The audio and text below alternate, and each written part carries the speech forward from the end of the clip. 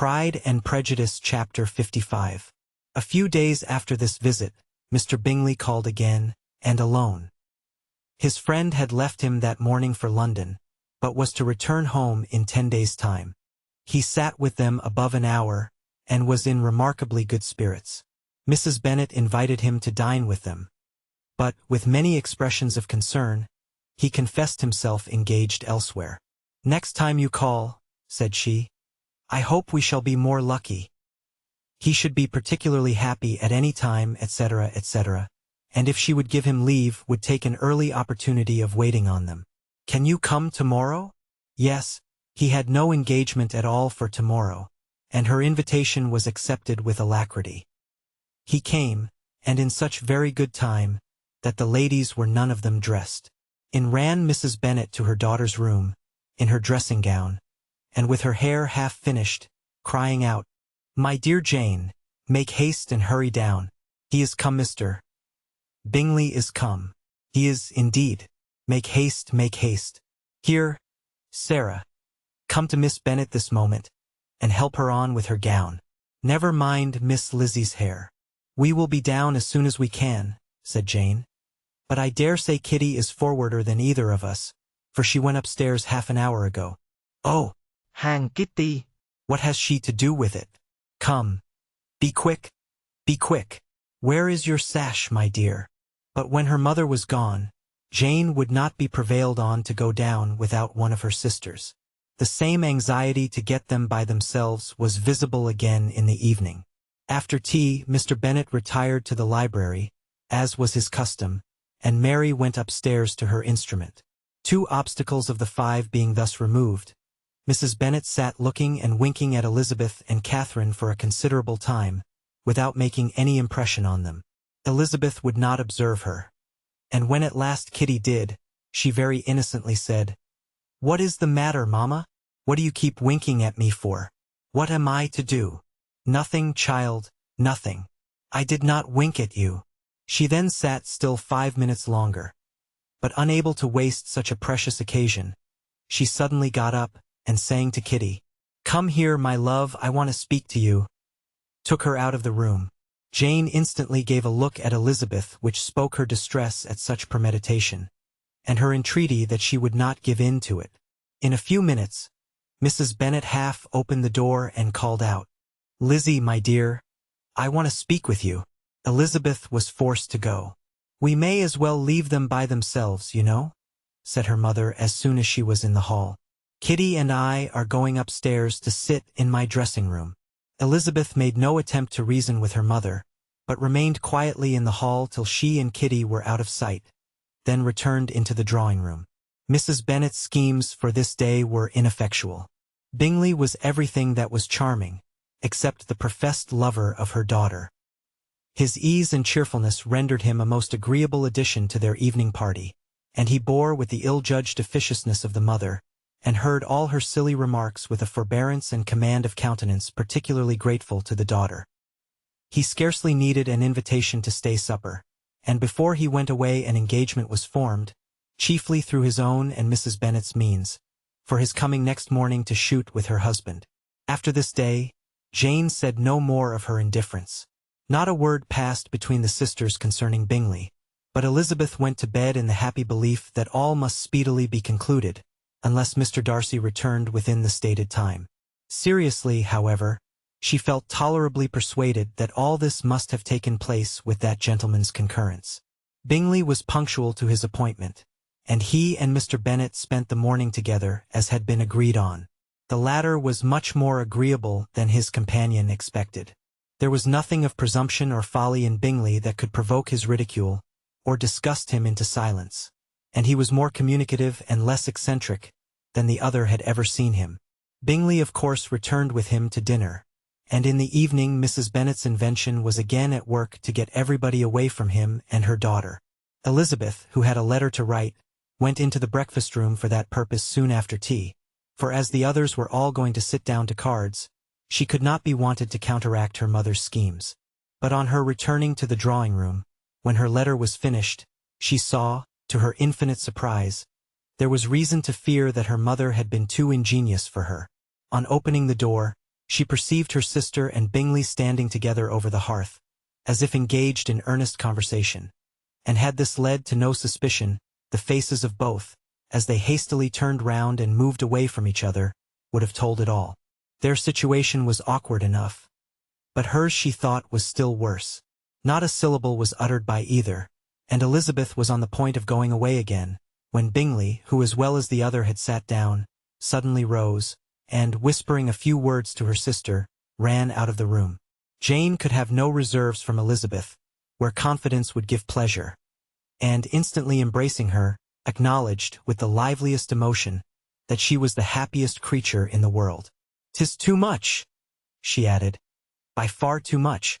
I do not deserve it. Oh, why is not everybody as happy?" Elizabeth's congratulations were given with a sincerity, a warmth, a delight, which words could but poorly express. Every sentence of kindness was a fresh source of happiness to Jane. But she would not allow herself to stay with her sister, or say half that remained to be said, for the present. "I must go instantly to my mother," she cried. "I would not on any account trifle with her affectionate solicitude, or allow her to hear it from anyone but myself. He is gone to my father already.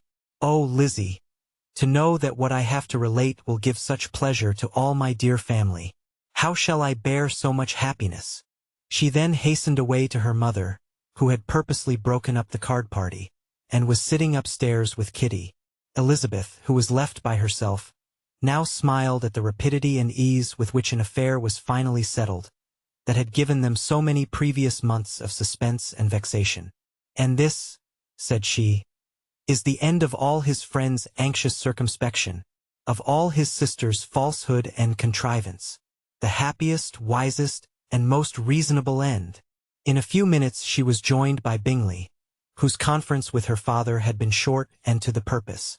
"Where is your sister?" said he hastily as he opened the door. "With my mother upstairs. She will be down in a moment, I dare say." He then shut the door, and, coming up to her, claimed the good wishes and affection of a sister. Elizabeth honestly and heartily expressed her delight in the prospect of their relationship. They shook hands with great cordiality, and then, till her sister came down, she had to listen to all he had to say of his own happiness and of Jane's perfections. And in spite of his being a lover, Elizabeth really believed all his expectations of felicity to be rationally founded, because they had for basis the excellent understanding and super-excellent disposition of Jane, and a general similarity of feeling and taste between her and himself. It was an evening of no common delight to them all. The satisfaction of Miss Bennet's mind gave such a glow of sweet animation to her face, as made her look handsomer than ever. Kitty simpered and smiled, and hoped her turn was coming soon. Mrs. Bennet could not give her consent, or speak her approbation in terms warm enough to satisfy her feelings, though she talked to Bingley of nothing else, for half an hour, and when Mr. Bennet joined them at supper, his voice and manner plainly showed how really happy he was. Not a word, however, passed his lips in allusion to it, till their visitor took his leave for the night. But as soon as he was gone, he turned to his daughter and said, "Jane, I congratulate you. You will be a very happy woman." Jane went to him instantly, kissed him, and thanked him for his goodness. "You are a good girl," he replied, "and I have great pleasure in thinking you will be so happily settled. I have not a doubt of your doing very well together. Your tempers are by no means unlike.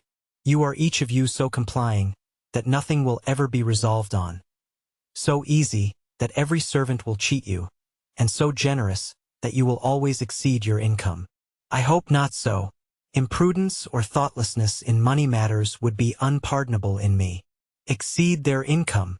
My dear Mr. Bennet," cried his wife, "what are you talking of? Why, he has 4,000 or 5,000 a year, and very likely more." Then addressing her daughter, "Oh, my dear, dear Jane, I am so happy. I am sure I shan't get a wink of sleep all night. I knew how it would be. I always said it must be so at last.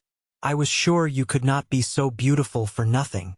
I remember, as soon as ever I saw him, when he first came into Hertfordshire last year, I thought how likely it was that you should come together. Oh, he is the handsomest young man that ever was seen." Wickham, Lydia were all forgotten. Jane was beyond competition her favorite child, At that moment she cared for no other. Her younger sisters soon began to make interest with her for objects of happiness which she might in future be able to dispense. Mary petitioned for the use of the library at Netherfield, and Kitty begged very hard for a few balls there every winter. Bingley, from this time, was of course a daily visitor at Longbourn, coming frequently before breakfast and always remaining till after supper, unless when some barbarous neighbor, who could not be enough detested, had given him an invitation to dinner, which he thought himself obliged to accept. Elizabeth had now but little time for conversation with her sister, for while he was present Jane had no attention to bestow on anyone else, but she found herself considerably useful to both of them, in those hours of separation that must sometimes occur. In the absence of Jane, he always attached himself to Elizabeth for the pleasure of talking of her, and when Bingley was gone, Jane constantly sought the same means of relief. "He has made me so happy," said she one evening, "by telling me that he was totally ignorant of my being in town last spring. I had not believed it possible." "I suspected as much," replied Elizabeth. "But how did he account for it?" "It must have been his sister's doing. They were certainly no friends to his acquaintance with me, which I cannot wonder at, since he might have chosen so much more advantageously in many respects. But when they see, as I trust they will, that their brother is happy with me, they will learn to be contented, and we shall be on good terms again, though we can never be what we once were to each other." "That is the most unforgiving speech," said Elizabeth, "that I ever heard you utter. Good girl. It would vex me, indeed, to see you again the dupe of Miss Bingley's pretended regard. Would you believe it, Lizzie, that when he went to town last November he really loved me, and nothing but a persuasion of my being indifferent would have prevented his coming down again? He made a little mistake, to be sure, but it is to the credit of his modesty." This naturally introduced a panegyric from Jane on his diffidence, and the little value he put on his own good qualities. Elizabeth was pleased to find that he had not betrayed the interference of his friend. For, though Jane had the most generous and forgiving heart in the world, she knew it was a circumstance which must prejudice her against him. "I am certainly the most fortunate creature that ever existed," cried Jane. "Oh, Lizzie, why am I thus singled from my family, and blessed above them all? If I could but see you as happy! If there were but such another man for you! If you were to give me 40 such men, I never could be so happy as you. Till I have your disposition, your goodness, I never can have your happiness. No, no, let me shift for myself, and perhaps, if I have very good luck, I may meet with another Mr. Collins in time." The situation of affairs in the Longbourn family could not be long a secret.